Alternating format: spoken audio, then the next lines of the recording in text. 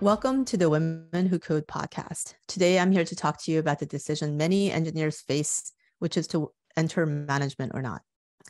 My name is Ei-Nyung Choi, and my pronouns are she and her. I'm currently a technical advisor to the Browser Company of New York, as well as a speaker, a mentor, and an angel investor. Most recently, before that, I was a senior staff engineer at Slack, which is also a software architect at Salesforce. I'm so excited to talk about the question so many of us face in our engineering careers. Should I go into management? And this is a topic that's really close to my heart because I've consciously made this choice at several different points in my thriving 25-year career in the tech industry. And in that time, I've been in nearly every single role, the most junior engineer early in my career to the most senior engineer in my teams at multiple companies, an engineering manager, and later a co-founder of my own startup. I've worked across the tech industry covering casual mobile games, social media apps, and enterprise SaaS. And in the last 5 years, it's been an incredible joy to have helped over 50 engineers and managers, mostly from underrepresented backgrounds, to accelerate their technical careers through one-on-one mentorship. And this question of going into management is something that comes up all the time. Literally every single person talks to me about this at some point. But right now, with so many people impacted by layoffs, I think this question is pressing more heavily on people than usual. People come to me asking, does switching into management help protect my career more, or is this a terrible time for a switch? Or even for current managers, many are asking specifically because of the job market, should I switch back to a role where I'm writing code instead of managing people? There's just a lot of anxiety and urgency about career decisions right now, and it's different from just a couple of years ago. But here are some common things I've heard from people about why they're thinking about making the switch into management. And to be clear, a lot of the stories here that I tell on this podcast would be about stepping into management rather than stepping out, but I will talk about that as well. Some of the reasons people give are about next logical steps. They say things like, I feel like I should plan for the future. And it seems like at some point, that's just what happens. You become a manager. Or they say, I'm already a senior engineer at my company, and the only way up here is to become a manager. Some people talk about more intrinsic value reasons, such as, I love when I help someone learn a new concept or support them through a difficult situation at work.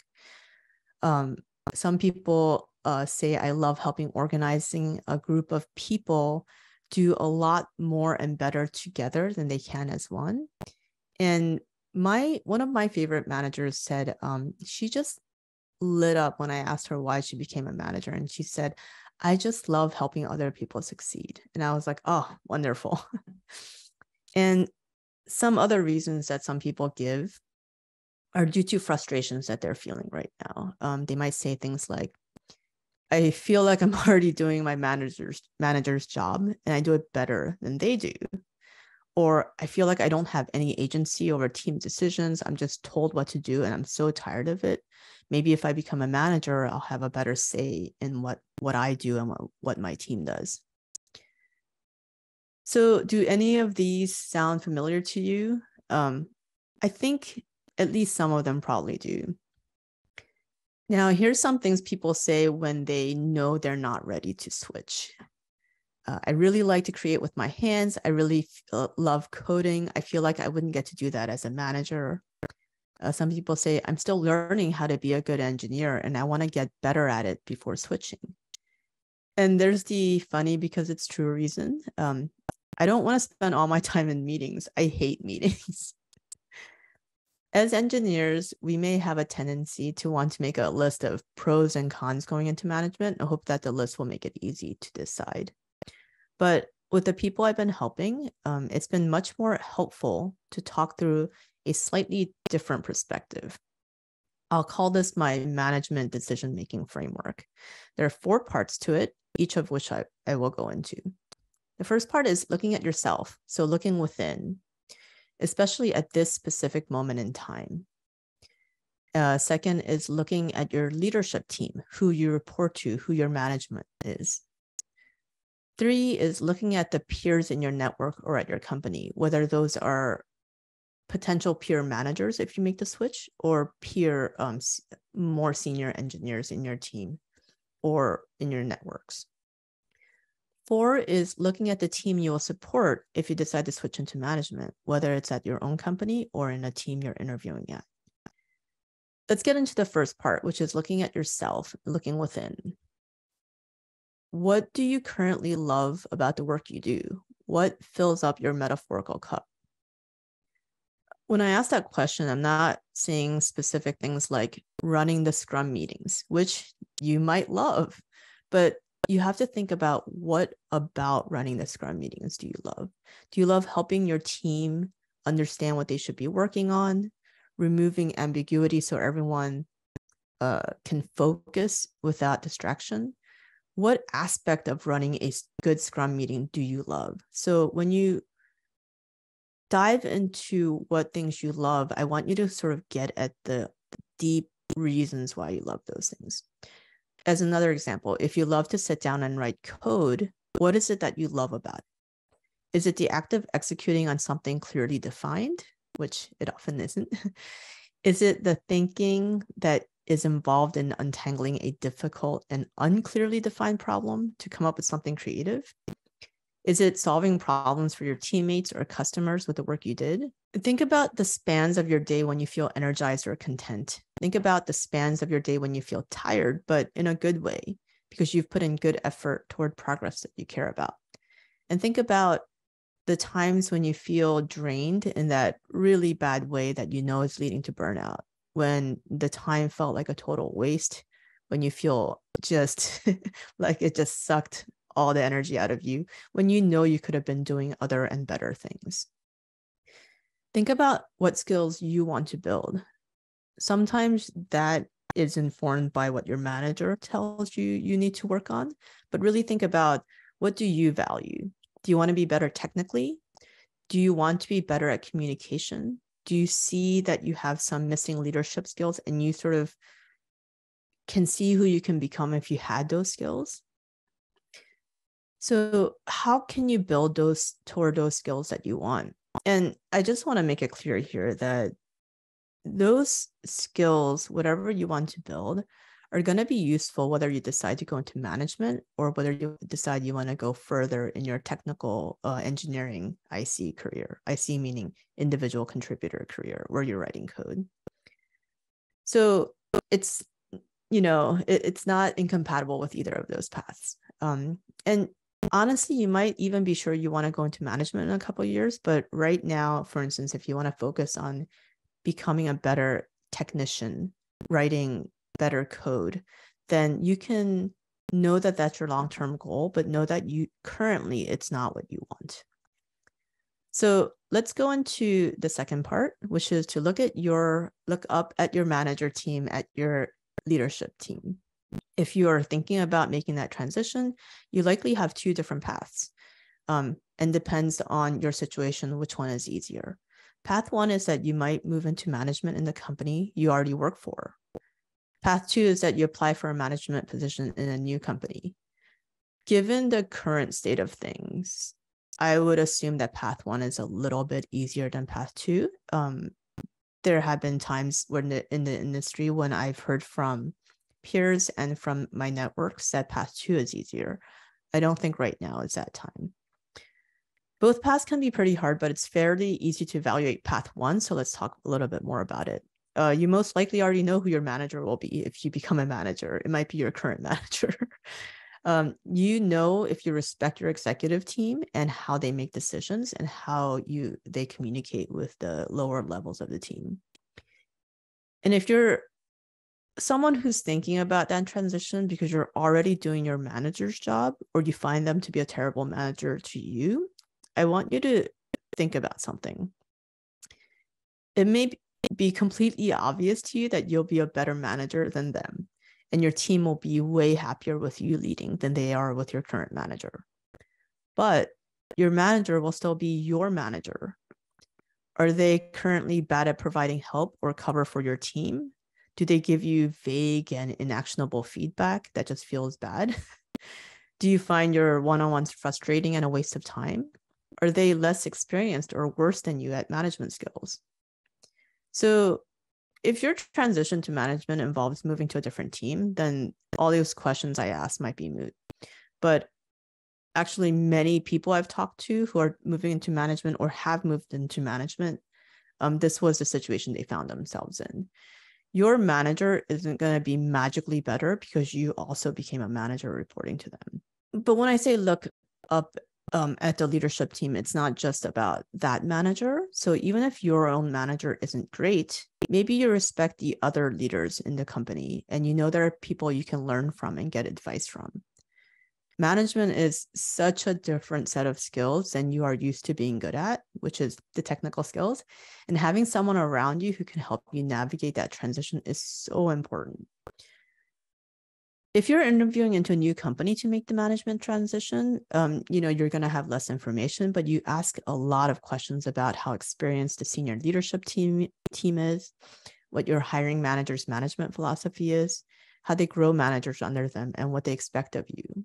And really make sure you feel as good as possible working for this person, because your first new management role is probably your hardest, and you need an understanding boss who can help you grow. Let's dive into the third part, which is to look at your peers, look at your community. So having fellow managers who understand where you are as a new manager is so crucial. You'll run into situations where only another manager will understand and be able to help. You might know managers in your company, managers from your prior networks, or be a part of a new manager community on Slack or Discord. Whatever it is, make sure you find that community. If you're interviewing into a new role, ask about how many managers they have at your level and what the career support looks like for them at that new company. Maybe ask to meet fellow early career managers in that team and see if they feel supported. Now, the final piece is to look at the team that will potentially report to you. If you're moving from being a teammate to the manager of the same team you work in, there are special considerations. So one great thing is that you'll go in knowing a lot about the strengths and growth areas of each teammate. You'll know the product, you know the engineering work, you know how complex each upcoming project is going to be. There's just so much and it's a lot of things that kind of facilitate that change. There's also an incredible awkwardness when you go from a peer to a boss. You'll have to give constructive, timely, and actionable feedback to people you're friendly with. And that combination of constructive, timely, and actionable is so hard for even the most senior managers. People who are previously just your friend, it's very hard to give that kind of feedback to. It's a very sudden shift. You won't be able to join social events the same ways that you were able to do before. You'll have to maintain a little bit of professional distance. You'll have to work hard to make sure you aren't being more social with some teammates and less with others, because your team needs to trust that you're acting without bias, that you're not just buddies with some people and not with others. So actually, when I've talked to the people who have made that transition, and when I reflect on my own experience, many teammates are actually happy when this happens because they're glad to have someone that knows their daily pain and grind be the boss. But it is also true that some teammates may feel uncomfortable or jealous. These are all normal things and things you have to learn to navigate, but really take that into account, the team that you'll be working with. Some of the things that you want to think about are there people that have never taken your feedback and don't want to listen to you, talk over you? What will it be like to manage them? So let me stop here to tell you a story. It's February 2014. I'm in the company bathroom in a stall and I'm crying my eyes out. I'm a first-time manager and I've just had to fire someone in my team. And it was clearly the right choice to fire him. He's made multiple people cry. It was so bad that people had started calling in sick on days when they had to work with him. And this guy, he's very, very junior and it's his first software engineering job, but he has the ego and arrogance of an insufferable senior engineer. Not that it's okay in senior people, but like he didn't have the work to counterbalance that. He raises his voice, he swears in response to everyday questions from his teammates. And, I had stepped in as the manager to that team where I was a teammate as a peer, and I found a huge mess in its wake. So even as obvious as it was to fire him, and to make it even more obvious, later I learned that he was getting high on the job. So it was an unequivocal, he needed to be fired situation. But I still struggled because I also knew that he was going through some things. I knew that he was young. I knew that he hadn't learned how to be professional in the workforce yet.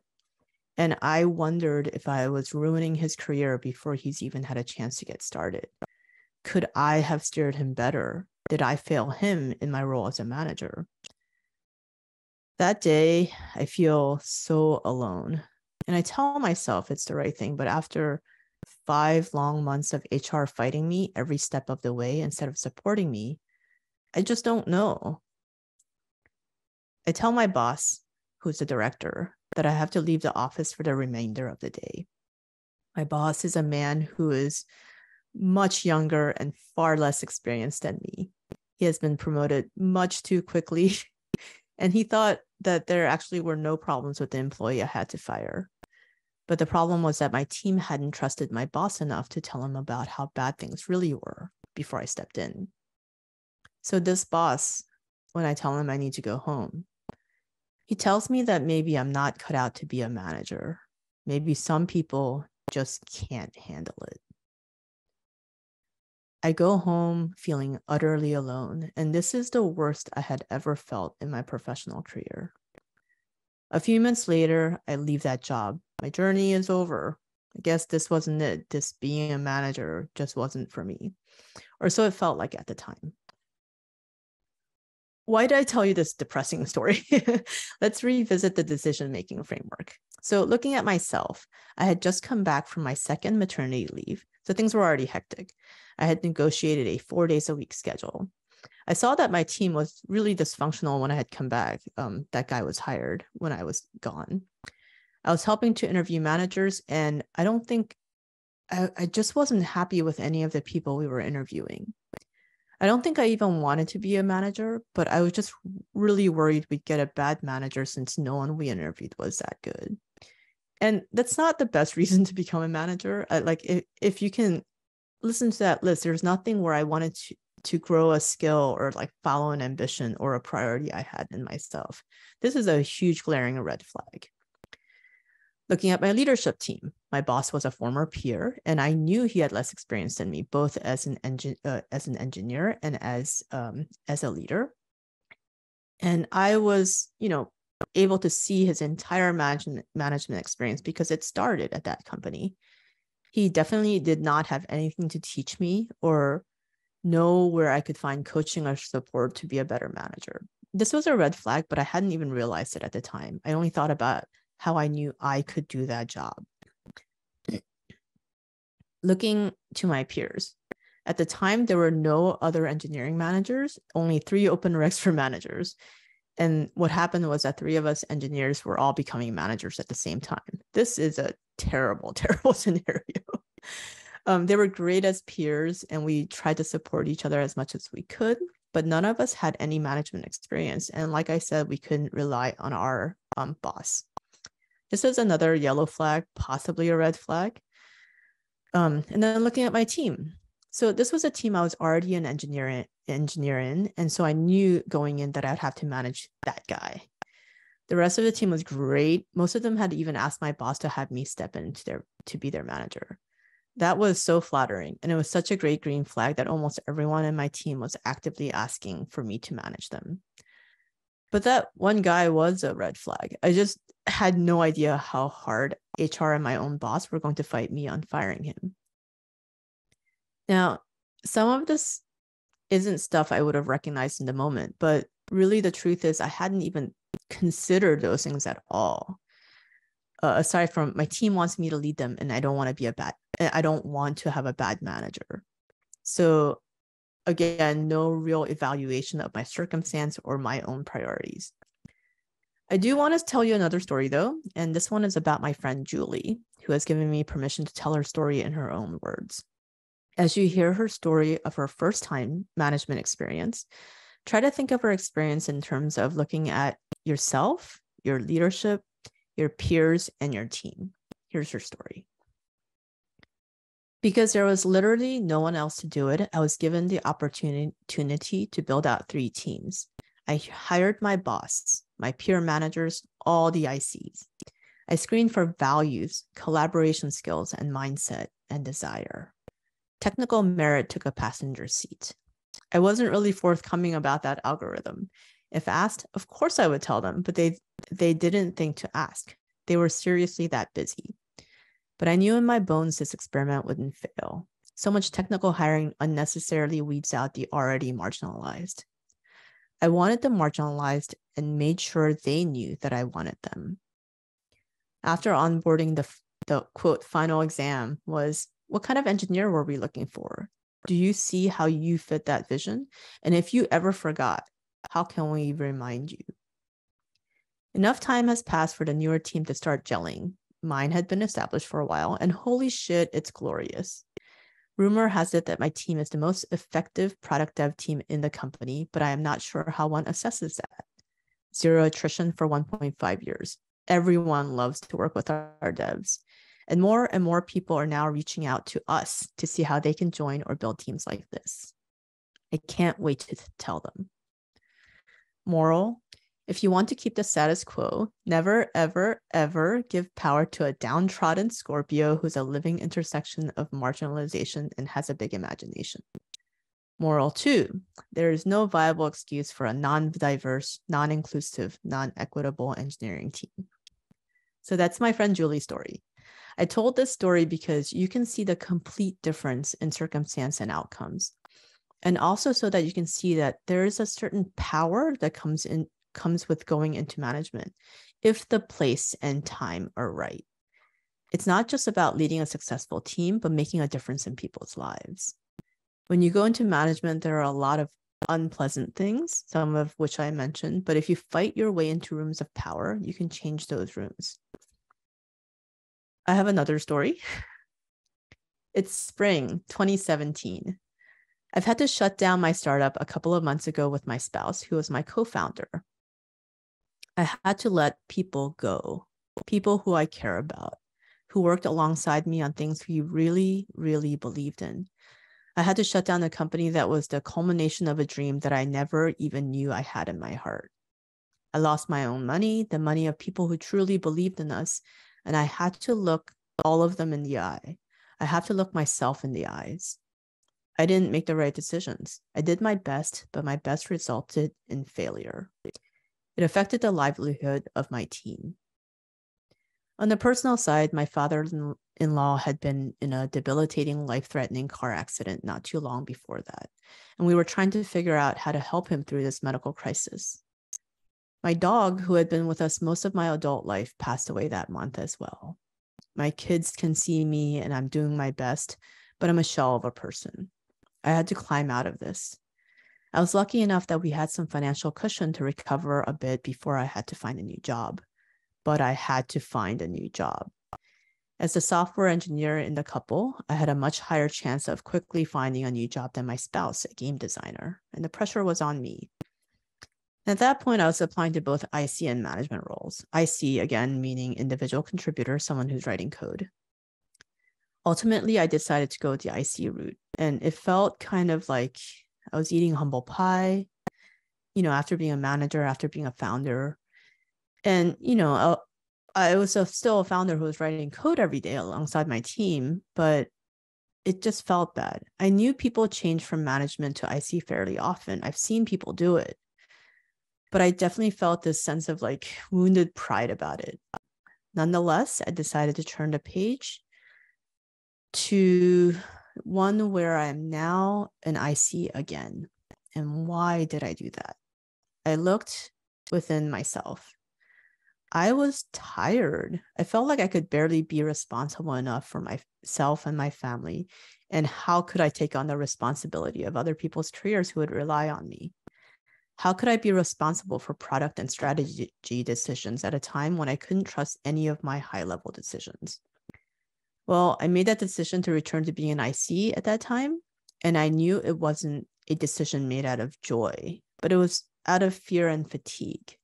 And, that's how the best decisions are always made. So I was very worried about how it would turn out. So how did it turn out? Well, it was glorious. It was great. Let me tell you, 5 years after, maybe 6 years now, after that decision was made, how great it was. So in the short term, I got my confidence back.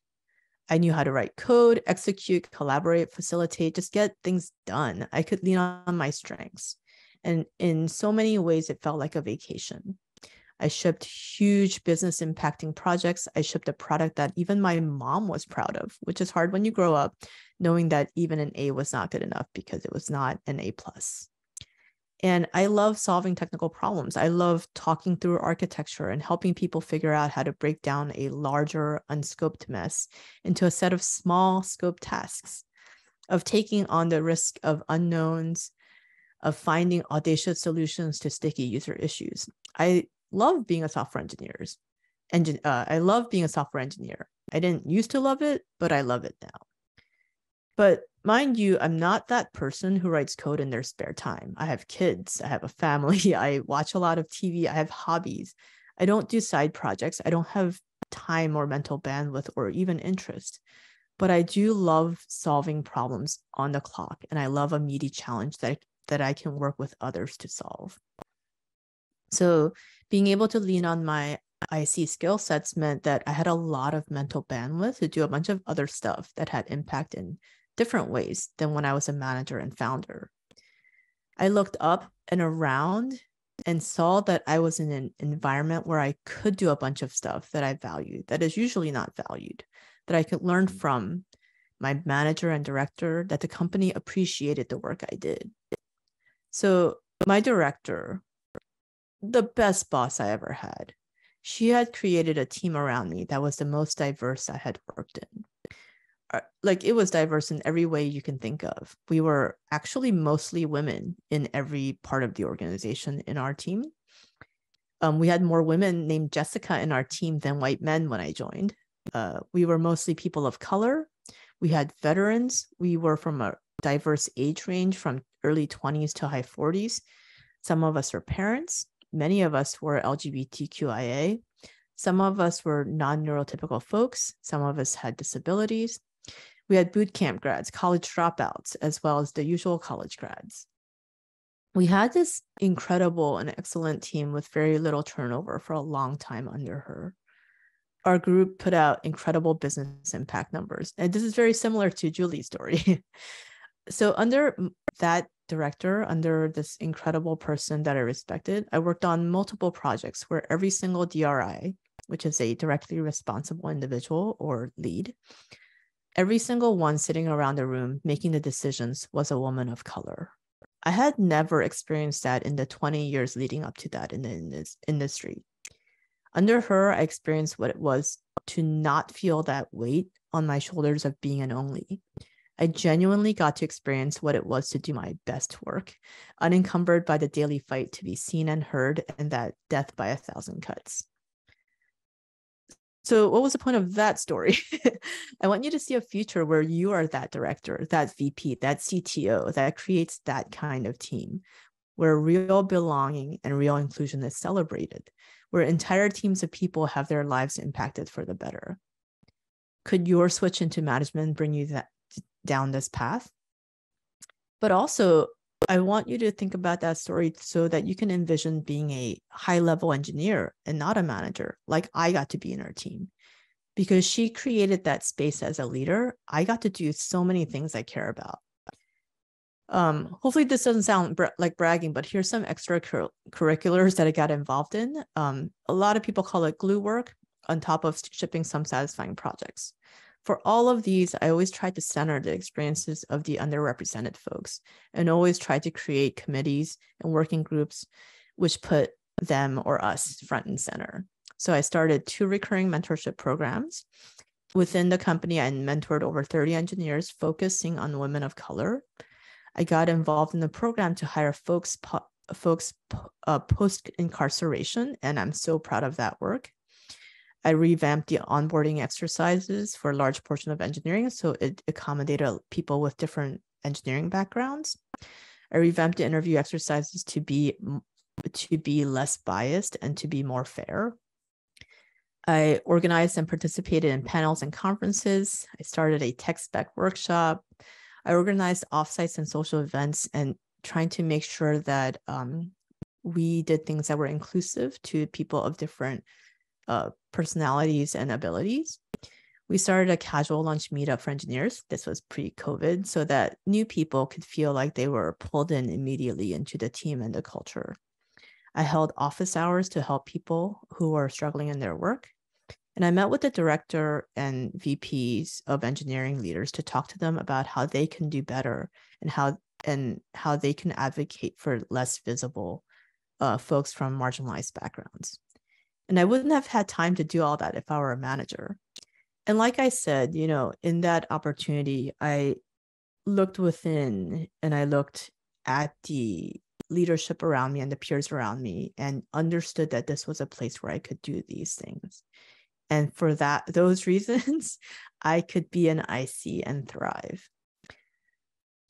I hope that I've given you some things to think about when you imagine your future career as either a manager going up the management ladder or as a continuing on the engineering technical ladder, and some ways to help you decide how you want to go forward. Thank you for this time.